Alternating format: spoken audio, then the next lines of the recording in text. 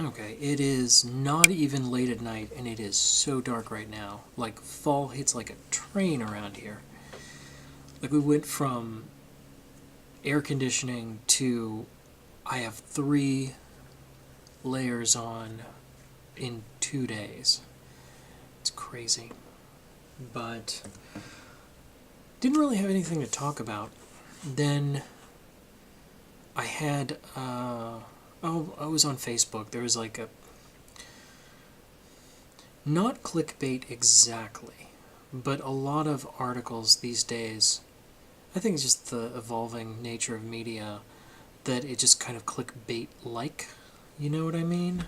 Like it's the president's going to kill you, and here's why. You know, it's like, oh, I want to know why the president's going to kill me, or something like that. Clearly, media has learned from the clickbait set. Maybe, yeah, definitely. But yeah, I had nothing to write about, and then I saw this article on The Stranger, and like it was just the title, right? I'm looking at Facebook. Here's a title, and I know that it's political season, Halloween appropriately, and there's going to be stuff like that. Like, but I'm accustomed to Republicans suck, and here's why. And isn't it incredible how much Democrats suck? Da da da. Not as accustomed to libertarians suck. I'm not as accustomed to that. Most of the time, it's like we're so thoroughly invested in this two-party system, we don't even give a shit about, third party. Don't throw your vote away. That nonsense. So I don't even see it. But this year, I think libertarians are actually perceived as a threat. So they're now getting criticized. And normally when I see clickbait of any kind, whether it's, you won't believe what this celebrity was or was not wearing at the beach or blah, blah, blah, I was like, that's nonsense. That's avoidable. That's just something I just need to avoid. Who gives a shit? But this one, I'm like, it was, what was the title? Gary Johnson is a moron. And if you vote for him, you are too. I'm like, really? And I know, and like I've been seeing headlines like this. And I'm like, do I really need to just click on this thing, read this thing, and piss myself off? Is that a thing I need to do? And I thought, I've done several videos, and I say this in person. It's like, look, you want to expose yourself to different ideas, particularly when I'm the big cheerleader for this, particularly ideas you disagree with, or you think you'll disagree with. I mean, I'm looking at this going, well, I don't believe what this guy is saying true. I haven't even read the damn article, and I'm saying I don't believe it or agree with it. So, if I don't want to be a total hypocrite, I got to look at one of these and see, well, maybe there's something I don't know. Let's go through this just a little. There's a couple stages I have to go through before I get to the actual meat of this thing. Okay. It is actually getting warmer in here. So what if I read this article and it just demonstrates to me, my God, Gary Johnson is a moron. And I'm a moron if I vote for him too. What if it actually says that, and they make a credible enough argument that it's like, oh no. Here's the thing. I am greatly opposed to the two-party system. I've harped on this enough. So I'm just going to say briefly, look what it led to. This is the election where it's like, where I don't even have to do anything. I'm like, look what you did. This is what the thing you're doing has led to. And it can only get worse than this. It can get worse than this, and this is really shitty. So what if Gary Johnson were a moron? Or let's say he didn't even exist. I've mentioned I don't agree with Jill Stein. Would I vote for that third-party candidate? And the answer is yes, I would. Because I don't agree with a lot that Jill Stein has to say. There's some things I think she's like, oh, I think she agrees with me with, but there's a lot she doesn't. But I still think she's a worthwhile candidate, and I think it's worthwhile to support a third-party candidate, if for no other reason to send that message that, hey, Republicans and Democrats, if you don't vet candidates who are at least this not shitty, I've got other options, and I will use them. I will use those options. And I pay absolutely no attention to well, you're essentially handing the election over to candidate I hate. I pay no attention to that. Don't care. Right now, I hate both of these guys. If either one gets elected, I'm not happy. So yeah, it's an empty threat. But so even if it tells me that Johnson's a moron, I don't care. Like, he agrees with enough. I agree with enough of his principles that I'm aware of, that I'm in touch. This guy is close to stuff I believe. And he's a third-party candidate. And it's a way to not only not support by not voting, like if I only had a choice of these two, I would not vote for either. If it literally were a choice between these two, I wouldn't vote. Fuck that. I'm not voting against, I'm not doing it. I'm not voting out of fear of a shitty candidate. Because we've already got two, and they're both worth being afraid of, I think. I'm not doing the lesser of two evils, or lesser of any evils. I'm not doing the lesser evil thing. I'm not doing it. And I don't think other people should too. You shouldn't be intimidated into supporting someone you don't like or don't trust. I don't think is a crazy statement. I think that anyone can get behind that. I was saying, if you think an idea might be wrong, or someone's statement or their argument might be wrong, you want to expose yourself to it. Here's why. Because they might have some relevant point. I mean, I keep meaning to say that and keep getting ahead of myself. As you've seen, I jump around like a crazy person, like a spastic on way too much caffeine. But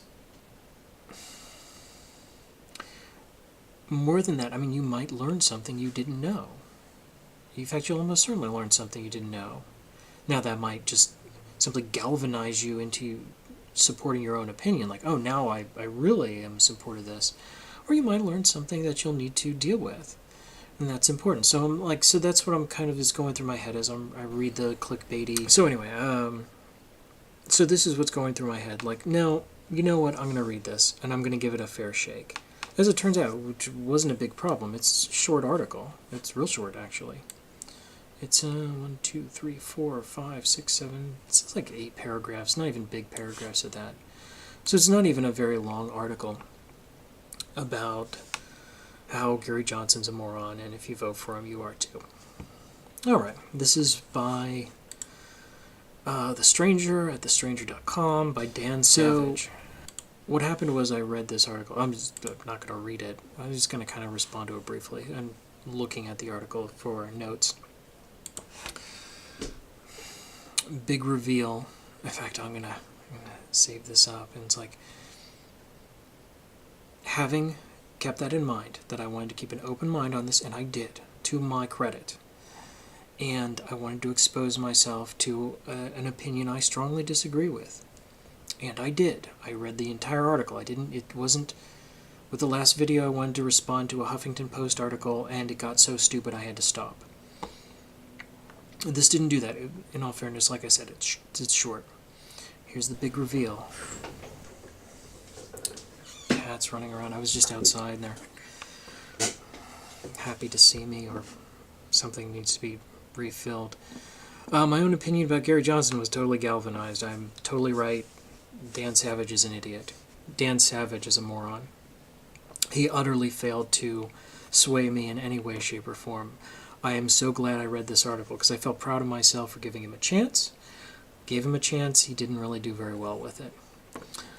Briefly, and I'm going to look at this and try to summarize his article. Fair's fair. I'm going to put a link to this article in my video. I mean, who on earth will read it, but whatever. If nothing else, it would be easier than bookmarking it, because I'll lose that. He started off with a quote that had been running around quite a bit, where Gary Johnson said, what was the quote? We do have to inhabit other planets, the future, the human... No, that wasn't it. People should think about global warming in the long term, because one day in the distant future, the sun will engulf the Earth. So that was quoted as Gary Johnson saying, we don't have to worry about global warming because one day the sun will engulf the Earth. This may be shocking, but that is taken way out of context. It was in a discussion where they were talking about space explorations and about comments he'd made in 2011.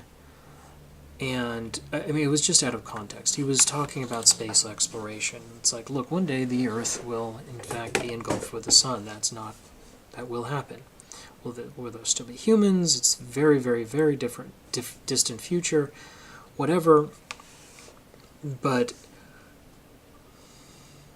the idea that he's super dumb for making this statement is incorrect. It's taken out of context. What's more is and this is debatable, and I don't want to start this particular fight here, but the argument goes like this. Global warming is a thing that's going to kill us all immediately, so we have to worry about carbon footprints and all this jazz and the carbon trading thing and all that immediately. Gary Johnson's argument, an argument that is backed up by fact and is debatable, that is fine. I'm not making this argument right now because, once again, I have other shit to talk about in this video. But his argument goes along the lines of, yes, it is getting warmer, but very, very slowly. At the height of it, well, it was getting super warm super fast. The super fast was 0.27 degrees a decade. So less than 3 degrees a century. Bearing in mind, during the 15th century, I think, it was 7 degrees warmer than it is today. So and there was a hiatus that started almost 15 years ago, where it's getting warmer, but it's getting warmer much more slowly. Now it's called a hiatus. Even that's debatable. So this is a big, complicated debate, but the gist of which is, the other side of it is, yeah, it's getting warmer, but super duper slow. I mean, human technology and so on by all rights, seems to be able to keep people from dying, preserve diversity of species, and so on. And what's more is that same technology that's going to save us from any sudden changes in weather and so on will also lead to us not using as much carbon and so on. The way cars use far less gas than they did before, even though they're much more powerful, and so on and so on. You get the idea of the argument. Whether or not you agree, it is not my point. My point is, this is a perfectly viable argument. It's not like, well, the Bible said so, or something really stupid. So the idea that him saying that is just, obviously he's a moron. It's like, well, no, apparently not. So, first, paragraph, a statement taken out of context. Clinton does... Okay, and once more, the Clinton versus Trump hand wave. I'm getting rid of that argument. And I've already done that argument. I just did it at the beginning of this, and I did a whole nother video about it. So let's move on. Then they talk about Jill Stein. He. Okay. And this is his argument. This is where we start to get into the meat of it. Johnson support, this is from Think Progress. Once again, take these sources for what they're worth. Quote, Johnson's support comes disproportionately from young Democrats and independents who supported Bernie Sanders in the primary, unquote. And then Dan Savage writes right under it, that's nuts, emphasis on nuts. Like, that's just crazy. Right away, there's some problems here with Dan's logic. First of all, let's be clear on this. Young Democrats and independents, a lot of people are centrist. I mean, people look at the political test grid and see 4 quadrants. What I think a lot of people are missing is the biggest demographic is the middle. There's a big circle in the middle where a lot of people will change their vote or not vote because they don't like the candidates, and they've listened to the advice of, well, if you're not voting for one of these two, you're wasting your vote. So it's like, okay, like I said, if I had only a choice between these two, or I thought those two were the only relevant candidates, I wouldn't vote. So I totally understand record numbers of people not voting. I totally understand that. I can empathize. I understand completely. But he's assuming that young Democrats and independents who supported Sanders means all these people were totally on board with Sanders, his philosophy, his ideas, and so on, and that I don't believe that to be the case. I think he's making a huge miscalculation there. I think they just saw him as an outsider, someone who was not engulfed in this political process the way Clinton very clearly is, and saw the Republicans, bearing in mind at this point Cruz and such were still in the game. They were far enough away from that quadrant that they weren't going to vote for anyone Republicans vetted, but didn't like the Clinton aspect. So if you're going to choose a Democrat, choose what you perceive to be a non-corrupt Democrat. I have a lot of problems with Sanders, an awful lot. I think Sanders, the persona. Once again, I don't believe these personas are the actual people. I talked about that before. But I think the Sanders presidential persona comes across as very economically illiterate, almost ridiculously so. In some cases, ridiculously so. Sanders is economically, in terms of economic freedoms, way towards that line. Like, in one quiz where they tried to map the different candidates on the economic freedoms, they put him right on the edge, along the same lines as Stalin and Marx. Like, he says he's a socialist, he is not screwing around. Once again, his persona. I don't actually believe he was that far left. But he saw that as a good way to sell himself. And I think he actually did believe, I think he did and does believe that stuff, so I'll give him more credit than I will Hillary Clinton, for example. So I could see why they'd back him. But it's not, wow, these are some great ideas you have, Bernie Sanders, so much as we're not opposed to your ideas as such, and you are not mainstream, you are not the mainstream candidate. You're big enough, we think you can win, because people obsess over that, I think, a little too much.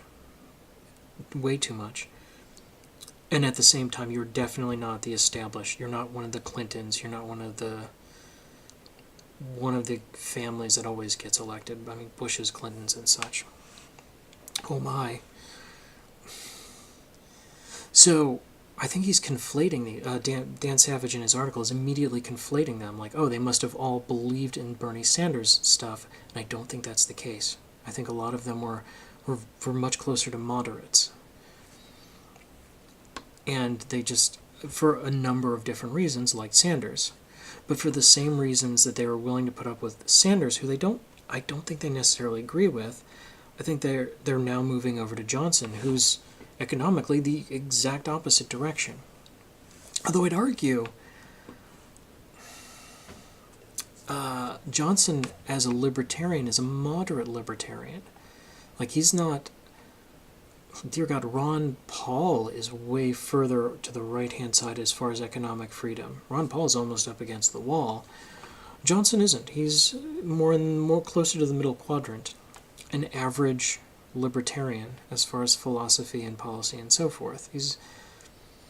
If you're going to go libertarian, he's not an extremist. He's kind of closer to a moderate than anyone else these centrists, potential centrists, are willing to vote for. He's closer to it than anyone else they're willing to vote for. If Sanders is out, he's still in. He meets all the criteria for being that outsider who has a chance. They saw Sanders as a better chance. Sanders is gone. Well, why not? So I see no conflict there. Like I said, I don't agree. I certainly don't agree with Sanders.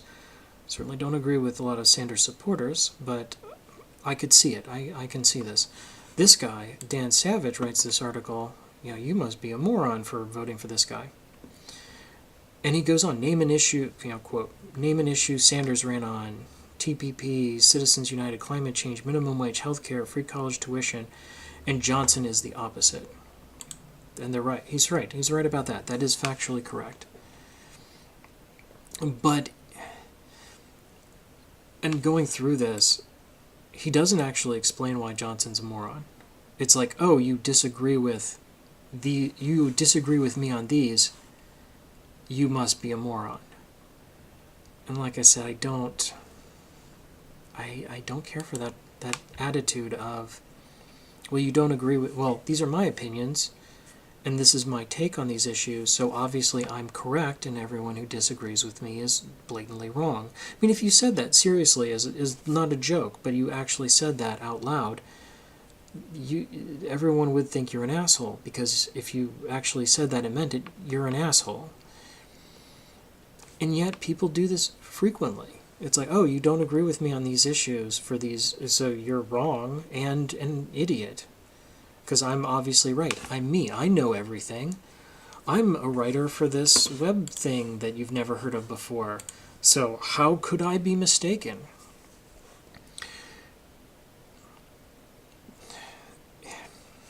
Here's my thing. I think reasonable, intelligent people can disagree. The climate change thing, like I said, everything I said about that, I'm kind of with Gary Johnson on this. Maybe probably even further than Gary Johnson. But and the database I'm using comes from NASA, not, crazy conservative church that also believes that the ark was a real thing and the flood and the animals in the boat.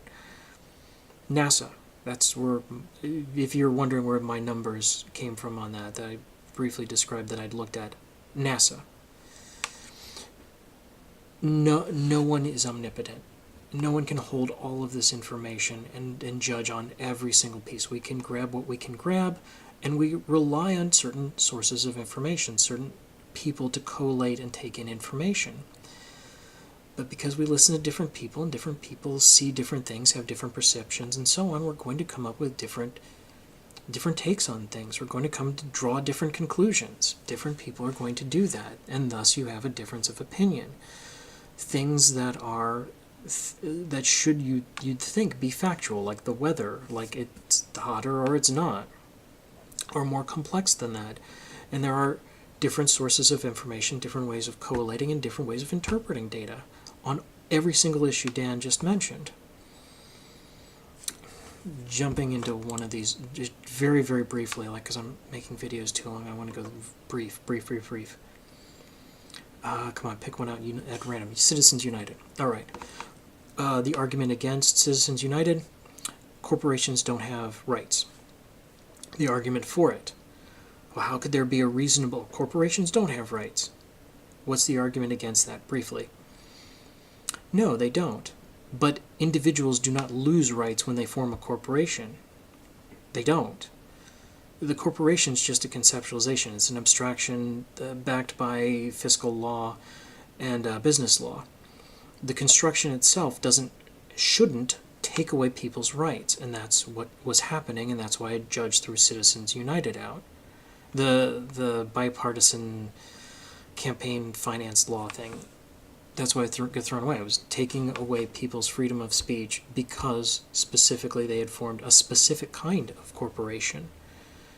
And that's bullshit. You don't lose your rights because you did something unrelated to them. It doesn't work that way. So even if you don't agree, there is a reasonable argument there. There is at least the potential for a reasonable argument. And that's what I'm saying. I acknowledge that, even when I disagree with people. Dan Savage does not. He's saying that because, I mean, that's his article, incidentally. Like I said, it's short. He doesn't actually explain why Johnson's a moron. He just says, what does he say up here? Gary Johnson's a moron. Doesn't really explain it. Oh, he has opinions that do not jibe with my own. So that makes him a moron. He doesn't even say that. I gave Dan Savage a chance. I read his article front to back, and that's all he's got to say. I mean, there's nothing else, and he doesn't come out and say that. It's just sort of implied. Like, look, he has all these opinions that are different than my own.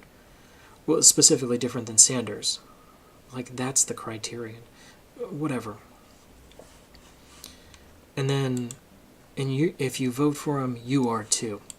That part of the article is basically, this isn't the time for a protest vote. We absolutely positively must vote out of fear, and the fear is, of course, that Donald Trump will be the president. That's his opinion. Mine is that if you vote for someone you disagree with because you're afraid of someone else getting the vote, you are a moron. In fact, that's a little abstract, a little bit for me. Let me say instead, if Dan Savage is seriously going to say that if you don't vote out of fear, if you don't vote for the lesser of two evils, you're a moron, and that's what he really believes, I think he's a moron. That's my opinion. And that's my observation. I drink so much Sobe. I should be doing ads for them. So, wow, it's amazing. I do the political ones and I'm getting worked up. You don't really see this much verve when I'm doing stupid movies. But I did give him a chance. I felt... What I'm saying is, when you see the clickbait, even if it's opinions you don't agree with, check them out. I did, and I felt better about myself. I felt more secure in my position, in my political position. And, I gave him a chance. I was like, hey, I'm not going to just dismiss you because you disagree with me, or I disagree with you, or because we have differing opinions. I gave him a chance. And I felt good about it. I felt good about myself, and I recommend doing it.